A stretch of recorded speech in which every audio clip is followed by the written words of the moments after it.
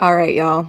This may ruffle some feathers, but please stop telling your clients and students to just sit with their feelings after trauma and start incorporating somatics instead. So, yesterday on my live, I shared about someone very dear to me. Stay hexed, hey! But I've shared with somebody very dear to me who used some of my somatic techniques to regulate their nervous system after a recent traumatic incident.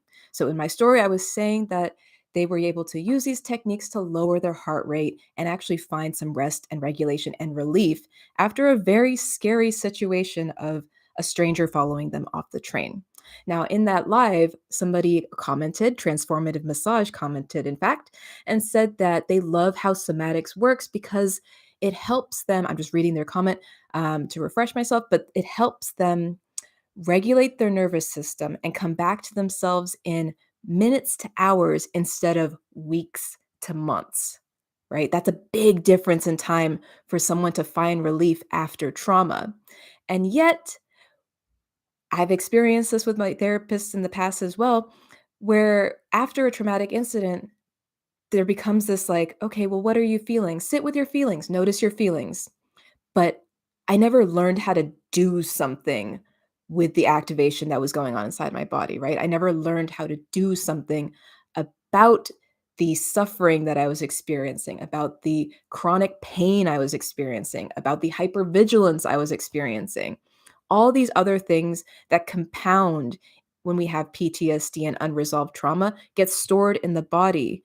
And by going back to this idea that, okay, well, let's just sit with our feelings and notice them, it's neglecting the body. So, therapists, counselors, teachers, and healers, I'm calling y'all out real directly here, because for folks who have experiences with trauma and violence on a near daily basis, I'm talking about people who have marginalized identities, it's so hard to hear this time and again and still feel no relief, right? To still hear the sit with your feelings and be like, I'm sitting with them and they feel terrible.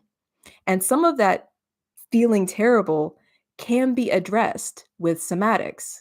And that's why I wanted to bring this up because perhaps you feel like you don't have the proper training to administer somatics in your sessions or in your classes. And maybe you don't feel like you have the adequate support or knowledge to deliver this kind of care to your students and your clients. But I'm here to tell you, you got no more excuses because I created a toolkit just for you.